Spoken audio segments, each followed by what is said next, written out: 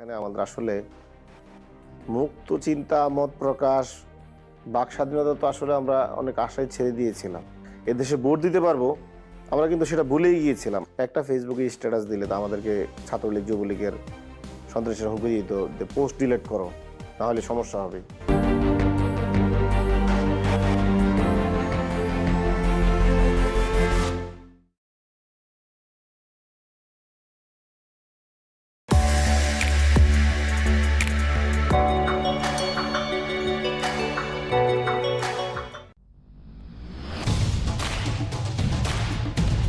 শক্তি সঞ্চয় করতে হবে সঠিক সময়ে ব্যবহারের জন্য। দেশের অর্থনীতি হচ্ছে একটা লং টুর্নামেন্ট। হয়তো জ্বালানি পুড়ে আজকেই সব শেষ করে দিব।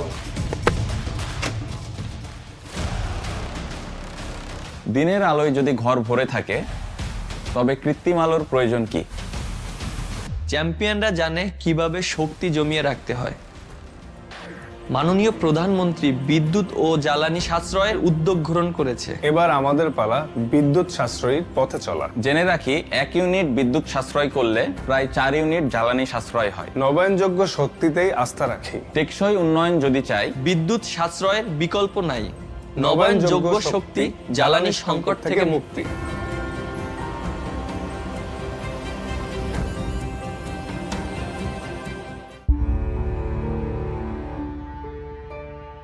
বাংলাদেশে বর্তমানে শিশুদের মধ্যে হামের সংক্রমণ বাড়ছে, কিন্তু সচেতনতাই পারে একে রুখে দিতে। হামের লক্ষণগুলো: তীব্র জ্বর এবং সাথে প্রচণ্ড সর্দি ও কাশি, নাক দিয়ে পানি পড়া এবং চোখ লাল হয়ে যাওয়া। জ্বর শুরুর 3 থেকে 4 দিন পর মুখমণ্ডল থেকে শুরু করে সারা শরীরে লালচে দানা বা র্যাশ দেখা দেওয়া। মুখের ভেতরের দিকে ছোট ছোট সাদাটে দাগ। অবহেলা নয়, লক্ষণ দেখা দিলে আতঙ্কিত না হয়ে দ্রুত পদক্ষেপ নিন। অবিলম্বে নিকটস্থ সরকারি হাসপাতাল বা বিশেষজ্ঞ চিকিৎসকের পরামর্শ নিন। শিশুকে অন্তত 5 দিন অন্যদের থেকে আলাদা বা আইসোলেশনে রাখুন। চিকিৎসকের পরামর্শে বয়সভেদে ভিটামিন এ ক্যাপসুল নিশ্চিত করুন।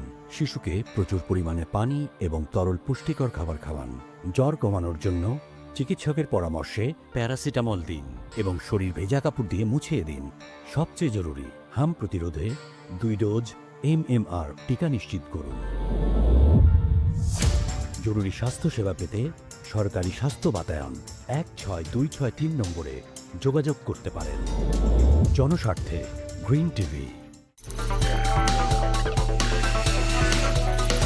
দ্রুত পরিবর্তিত বাণিজ্য নীতির কারণে মার্কিন ক্রেতারা বর্তমানে পর্যবেক্ষণ অবস্থানে রয়েছেন। ব্যাংকিং চ্যানেলে রেমিটেন্স প্রবাহ বাড়ার কারণে ডলার সরবরাহ বেশি রয়েছে। দেশ বিদেশের ব্যবসা বাণিজ্য আর অর্থনীতির নানা বিষয় নিয়ে গ্রিন টিভির নিয়মিত আয়োজন। কাকভোর থেকে গভীর রাত পর্যন্ত চলছে তাদের খটখট শব্দ। দেশের মৎস্য খাতে নতুন সম্ভাবনার দুয়ার খুলেছে মাছের আঁশ রপ্তানি। জ্বালানি তেলের মধ্যে ফিলিং স্টেশন থেকে পেট্রোল, অকটেন ও ডিজেল বিক্রি হয়। এর মধ্যে পেট্রোল শতভাগ দেশে উৎপাদন করা হয়। মুক্ত বাজার দেখবেন প্রতি শনিবার সন্ধ্যা 6টা 30 মিনিটে।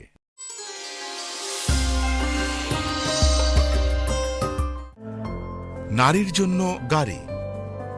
উন্নত, সমৃদ্ধ ও নতুন বাংলাদেশ বিনির্মাণের লক্ষ্যে নারীদের চলাচলে স্বকীয়তা, স্বাচ্ছন্দ্যবোধ ও নিরাপত্তা প্রদানের লক্ষ্যে বিআরটিসির মাধ্যমে মহিলা বাস সার্ভিস চালু করার কর্মসূচি গ্রহণ করেছে বর্তমান সরকার। এ কর্মসূচির আওতায় ঢাকায় পরিবেশ বান্ধব ইলেকট্রিক বাস এবং নারীদের জন্য নিরাপদ বিশেষায়িত বাস সার্ভিস চালু করা হবে, যা রাজধানীর গণপরিবহন ব্যবস্থায় দৃশ্যমান বৈপ্লবিক পরিবর্তন আনবে, যেখানে চালক সহ সকল কিছু নিয়ন্ত্রণের দায়িত্ব পালন করবে নারীরাই। সরকারের এই মহৎ উদ্যোগকে আমরা স্বাগত জানাই।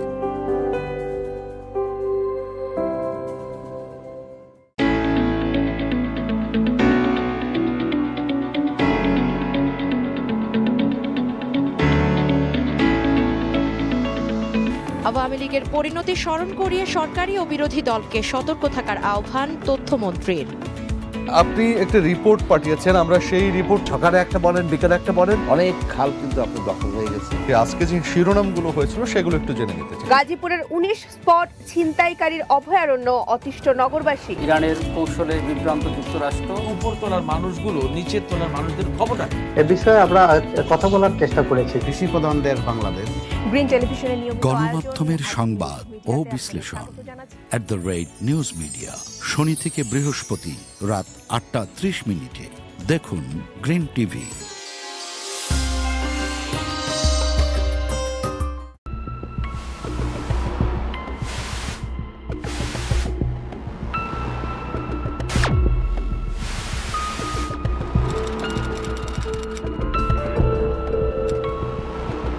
প্রিয় দর্শক, সবাইকে আমন্ত্রণ জানাচ্ছি গ্রিন টিভির স্বাস্থ্য বিষয়ে সাপ্তাহিক আয়োজন সুস্বাস্থ্য এই অনুষ্ঠানে। মেয়েদের হরমোনাল ইমব্যালেন্স পিসিওএস যখন হয় তখন কিন্তু মানুষের অ্যাকনি হয়। অ্যাকনির সমস্যায় কারা বেশি ভুগে থাকে? একটা মেয়ে যখন বয়সন্ধিকালে যায় তখন কিন্তু কয়েকটা অ্যাকনি হবেই, এটা খুবই ন্যাচারাল, কিন্তু এটাকে অনেকে ভয় পেয়ে যায়। ওয়েদার কি অ্যাকনির উপর কোনো প্রভাব ফেলে কি? জি, অবশ্যই। ওয়েদার চেঞ্জের সাথে কিন্তু আমাদের যে ফুড হ্যাবিট সেটার অনেক প্রভাব পড়ে। এক ধরনের অ্যাকনি, যেমন ধরেন শীতকালে কিন্তু আমাদের পানি খাওয়ার টেন্ডেন্সিটা কমে যায়। অ্যাকনি কি আসলে পুরোপুরি রিকভার করা যায় নাকি জাস্ট প্রবণতাটা কমানো যায়? কোনো না কোনো কারণে তো লাইফস্টাইলের কারণে অথবা তার হরমোনাল ইমব্যালেন্সের কারণে আবার ফিরে আসে, যেটাকে আমরা বলি স্বাস্থ্য বিষয়ক অনুষ্ঠান সুস্বাস্থ্য। দেখুন প্রতি সোমবার সন্ধ্যা 6টায়।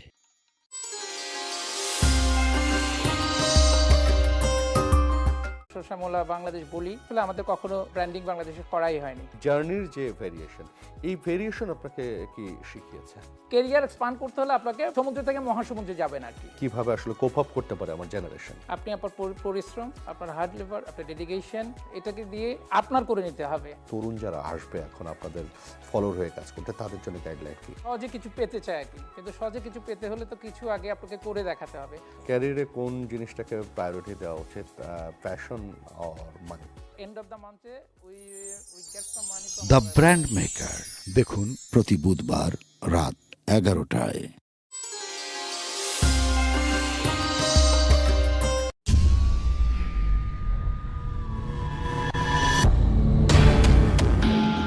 সামাজিক যোগাযোগ মাধ্যমে চোখ রাখলেই আমরা দেখতে পাই ছবি, ভিডিও, বিজ্ঞাপন সহ নানান ধরনের পোস্ট। কিন্তু প্রশ্ন হলো, এর সবই কি সত্য? না, যাচাই না করে কিছুই সঠিক বলা যাবে না। সংবেদনশীল বিভিন্ন পোস্টকে কেন্দ্র করে দাবানলের মতো ছড়িয়ে পড়ছে উত্তেজনা, বাড়ছে সাম্প্রদায়িক বিদ্বেষ, নষ্ট হচ্ছে সামাজিক ভারসাম্য।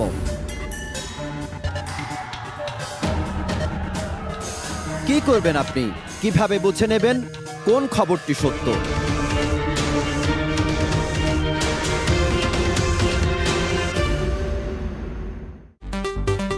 এরপর দেখবেন সারা দেশ।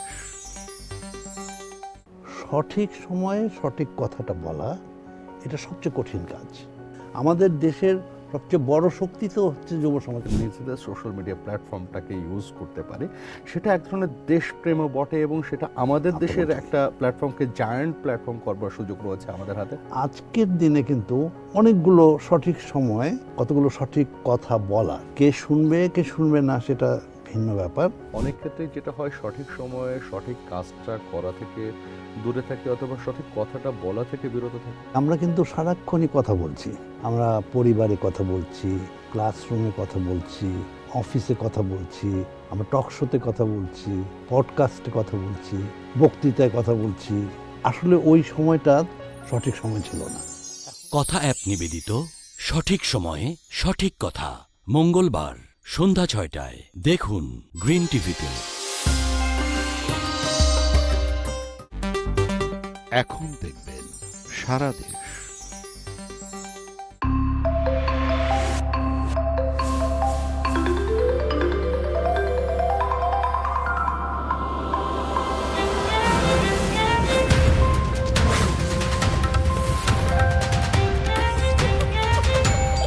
গ্রিন টেলিভিশন, তোমার চোখে বিশ্ব দেখি।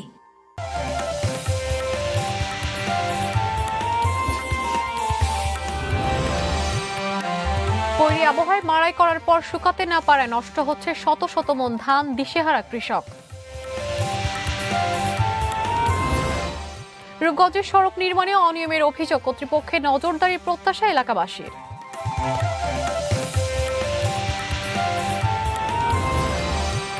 এবং লক্ষ্মীপুরে কোরবানির পশু পরিচর্যায় ব্যস্ত খামারিরা, গোখাদ্যের মূল্য বৃদ্ধিতে বেকায়দা ব্যবসায়ীরা, ভারতীয় গরু আসা বন্ধের দাবি।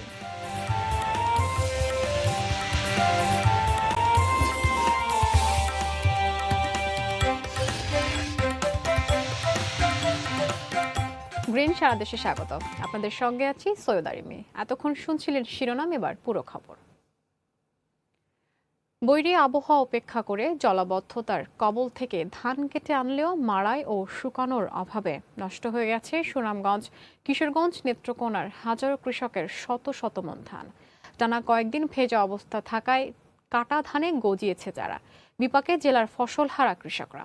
এদিকে প্রতিকূল আবহাওয়ায় ক্ষতির হাত থেকে ধান বাঁচাতে কৃষকদের পরামর্শ দেওয়ার কথা জানিয়েছে কৃষি বিভাগ। প্রতিনিধিদের সহায়তায় ইসমতরা অনুর রিপোর্ট।